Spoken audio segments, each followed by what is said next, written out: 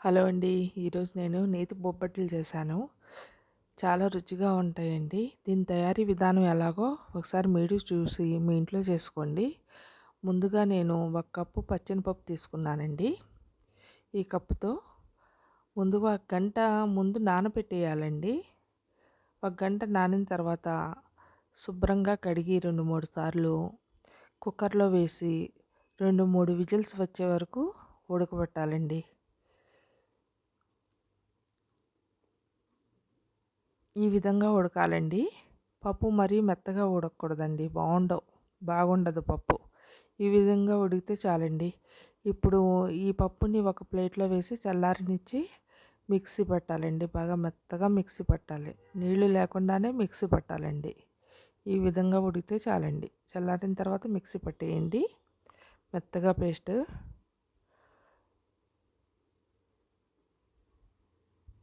ఇప్పుడు ఇంకో ప్లేట్‌లో అదే కప్పుతో 2 కప్పులు గోధుమ పిండి తీసుకున్నానండి నేను.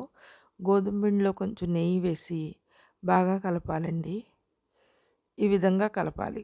దీంట్లో కొంచెం చిటికెడు ఉప్పు కూడా వేసానండి నేను. వేసి ఇలా బాగా కలపాలి. కలిపిన తర్వాత దీంట్లో నీళ్లు వేసి చపాతీ పిండి ముద్ద చపా చపాతీ పిండి మాదిరిగా బాగా కలుపుకోవాలండి గట్టిగా.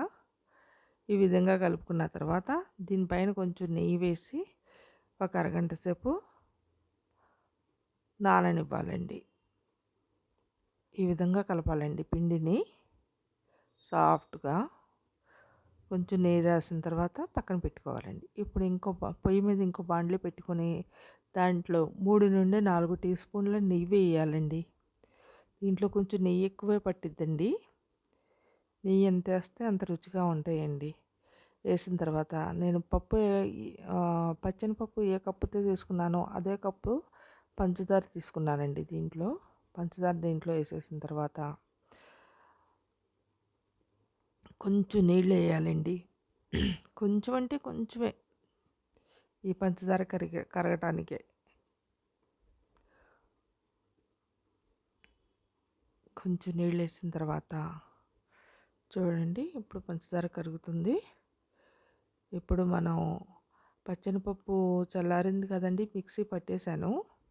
ఆ మిశ్రమం మొత్తం ఈ పంచదారలో వేసేయాలండి.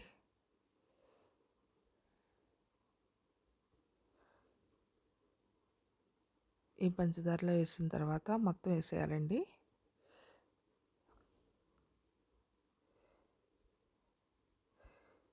ఇప్పుడు బాగా కలపాలండి. ఈ కలపటంలోనే ఉంటుందండి. చెయ్యి ఆపకుండా కలుపుతూ ఉండాలండి.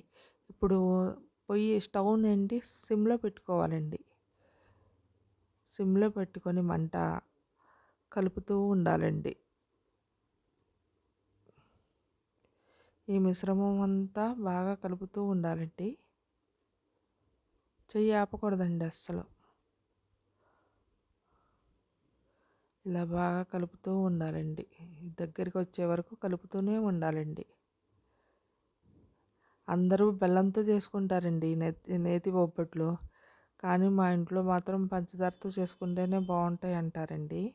అందుకే నేను ఎప్పుడు పంచదారతోనే చేస్తానండి. ఒకసారి ఈ విధానం కూడా ట్రై చేయండి, చాలా రుచిగా ఉంటుంది. ఇప్పుడు కొంచెం యాలకుల పొడి వేయాలండి 1 స్పూను. యాలకుల పొడి 1 స్పూన్ వేసిన తర్వాత మళ్ళీ బాగా కలుపుతూ ఉండాలండి. చెయ్యి అస్సలు ఆపకూడదండి. చూసారా, కొంచెం నేను యాలకుల పొడి వేసే వరకే కొంచెం కింద ఎలా పట్టేస్తుందో. బాగా కలుపుతూ దగ్గరికి రావాలండి. ఇది బాగా దగ్గరికి రావాలి, లేకపోతే ఉండకట్టదండి పలుచగా ఉంటే. కలుపుతూనే ఉండాలి. దీనికి కొంచెం టైం పట్టిద్దండి.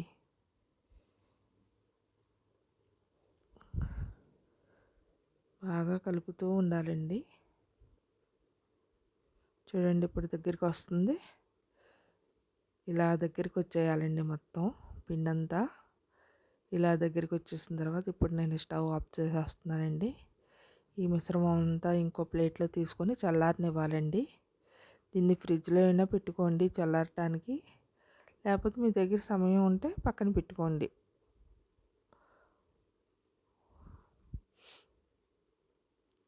చల్లారిన తర్వాత చేతి కొంచెం ఆయిల్ అద్దుకొని ఈ సైజు ఉండలు చేసుకోవాలండి.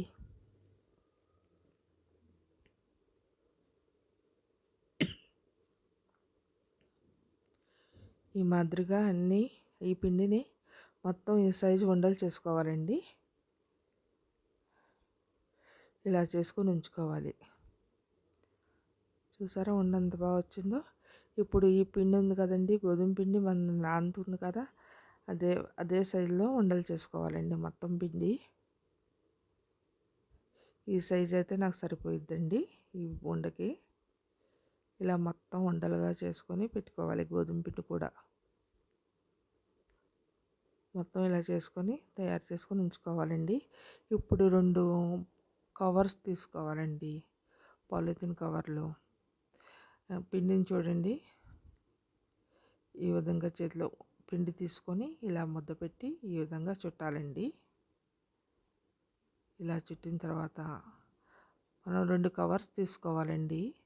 2 కవర్ల మీద ఆయిల్ అప్లై చేసేయాలండి ముందే. ఇప్పుడు ఈ పిండి ఉంది కదండి, దీని మీద చేసి ఇలా ఒత్తుకోవాలండి. చేతులకి ఆయిల్ అంటించుకుంటూ నెమ్మదిగా ఇలా చేసుకోవాలి. చేత్తో అద్దుకుంటూ ఉండాలండి.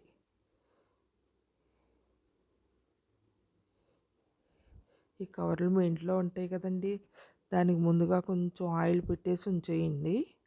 ఇలా పెట్టుకుంటే చాలా ఈజీగా వచ్చేస్తాయి అన్నమాట. దీని మీద ఇప్పుడు ఇంకో కవర్ పెట్టుకొని ఇప్పుడు చపాతీ ఒత్తేది ఉంటుంది కదండి, దానికి కూడా కొంచెం ఆయిల్ రాస్తే చాలా ఈజీగా వచ్చేస్తాయండి జారుకుంటూ. ఇలా చూడండి, స్లోగా అద్దుకుంటూ ఉండాలన్నమాట. ఇలా చూడండి, ఇలా తిప్పుకుంటూ చాలా స్లోగా చేయాలండి. ఇలా రౌండ్గా చేసుకుంటూ ఉండాలండి. చూడండి ఎంత ఈజీగా వస్తుందో, ఎంత బాగా వస్తుందో. ఈ విధంగా చేసుకోవాలండి. ఇలా బొబ్బట్లు రాని వాళ్ళు కూడా చాలా ఈజీగా చేసుకోవచ్చండి. ఈ విధానం చూస్తే ఇలా చేసుకోవాలండి. చూసారా ఎంత రౌండ్గా వచ్చిందో. ఇప్పుడు పొయ్యి మీద పెనం పెట్టాలండి. పెనం వేడెక్కేసింది అనుకుంటా. ఇప్పుడు తీసేసి ఇలా వేసేయాలండి ఈజీగా. చూసారా ఎంత ఈజీగా వచ్చేసిందో. కొంచెం 1 నిమిషం కాగిన తర్వాత చపాతీ చూడండి, కొంచెం అటువైపు కాలుతుంది కదా, కాలుతుంది. ఈ సమయంలో కొంచెం తిప్పేయాలండి. ఇలా తిప్పేసిన తర్వాత పైన 1 స్పూన్ నెయ్యి అప్లై చేయాలి. ఇప్పుడు మళ్ళీ తిప్పి అటువైపు కూడా 1 స్పూన్ నెయ్యి వేయాలండి. అంతే. చూసారా ఎలా పొంగుతుందో. ఇప్పుడు రెండోది కూడా ఇలాగే చేయాలండి. ఈ విధానంతోనే చేయాలండి. మొత్తం ఇలా పెట్టుకుంటే లోపల ముద్ద పిండి అస్సలు బయట కనిపించదండి. ఈ విధంగా చేత్తో ఒత్తుకోవాలి. చేతికి నూనె రాసుకుంటూ కవర్ మీద కూడా నూనె అద్దుకొని ముందుగా ఇలా ఒత్తుకుంటూ ఉంటే చక్కగా ఈజీగా వచ్చేస్తాయి. చూడండి నూనె ఎలా రాస్తున్నానో నేను. ఇలా రాసుకుంటూ చేయాలండి. చాలా ఈజీగా వస్తుందండి.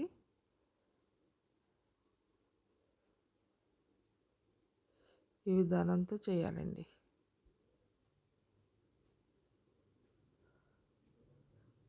ఇప్పుడు పైన కవర్ పెట్టి దాన్ని కూడా ఇదే విధంగా ఒత్తుకోవాలండి. ఈ ప్రాసెస్కి నెయ్యి నూనె ఎక్కువ పట్టిద్దండి. కొంచెం చేతులకి కవర్లకి మొత్తం అప్లై చేసుకుంటూ ఇలా ఒత్తుకోవాలండి. ఎక్కువ అంటే ఎక్కువ కాదులేండి, కొంచెం ఇలా నూనె పెట్టుకుంటూ చేస్తే చాలా ఈజీగా బాగా వస్తాయండి.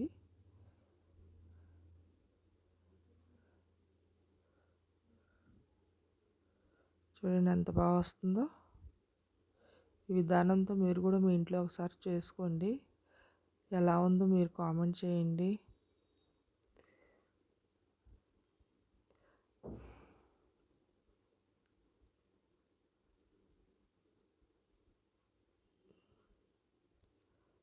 రౌండ్‌గా చక్కగా ఇలా ఒత్తుకుంటూ రావాలండి.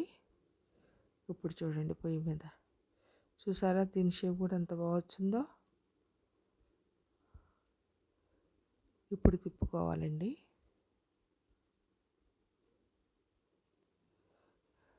ఎలా పొంగుతుందో చూడండి ఇది. కనిపిస్తుందా మీకు? ఇప్పుడు నెయ్యి అప్లై చేయాలండి. చూడండి ఎంత రౌండ్ షేప్‌లో వచ్చిందో చక్కగా.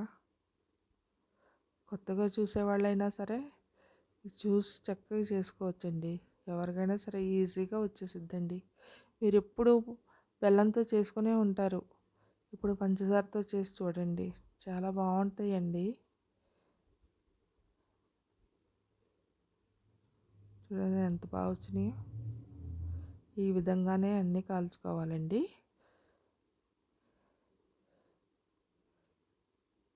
ఈ విధంగానే నేను మొత్తం చేసేసానండి. చూడండి ఎంత బాగుందో లోపల. చాలా రుచిగా కూడా వచ్చాయండి. చాలా బాగున్నాయి. మెత్తగా నోట్లో వేసుకుంటే కరిగిపోతున్నాయి. ఆ విధంగా ఉన్నాయి. ఒకసారి మీరు కూడా మీ ఇంట్లో చేసుకొని ఎలా ఉందో కామెంట్ రూపంలో నాకు తెలియజేయగలరండి.